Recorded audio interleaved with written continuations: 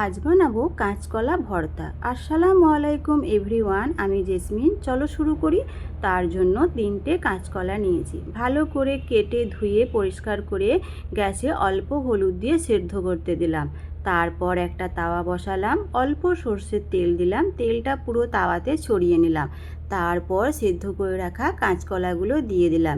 Medium আঁচে আমাদের কলাগুলো পুড়িয়ে পুড়িয়ে ভেজে নিতে হবে। এর কারণ কি, কলার সেদ্ধ করলে যেমন পানি পানি হয়ে যায়, ওটাও শুকিয়ে যাবে, আর পুড়িয়ে পুড়িয়ে ভাজলে একটা স্মোকি ফ্লেভার আসবে, ওই জন্য এটা করা।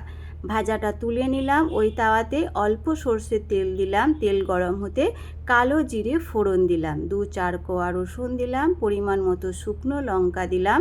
এগুলো ভেজে নিলাম মিডিয়াম আঁচে। তারপর ফ্রেশ ধনে পাতা দিয়ে দিলাম, ধনে পাতাটা হালকা একটু ভেজে নিলাম।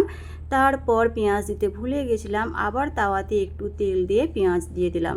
সমস্ত উপকরণগুলো থালাতে ঢেলে নিলাম, পরিমাণ মতো নুন দিলাম। এইবার আমার জীবনের সবথেকে কঠিন কাজ আমি করতে চলেছি, সেটা হলো লঙ্কা ছানা। লঙ্কা আমি একদম ছানতে পারি না গো, আমার প্রচণ্ড হাত জ্বলে। আমার শ্বশুর মশাই ছানেন আর কর্তা মশাই ছানেন। তারপরে লঙ্কা ছানার পরে ছেনে নিলাম রসুন।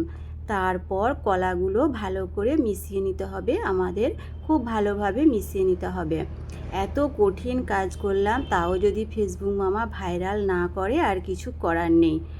তারপর মাখানো হয়ে গেল। ডেকোরেশনের জন্য অল্প একটু সর্ষের তেল দিয়ে দিলাম, একটা আস্ত দিয়ে দিলাম ধনে পাতা, একটা লঙ্কা। সবাই ভালো থাকো।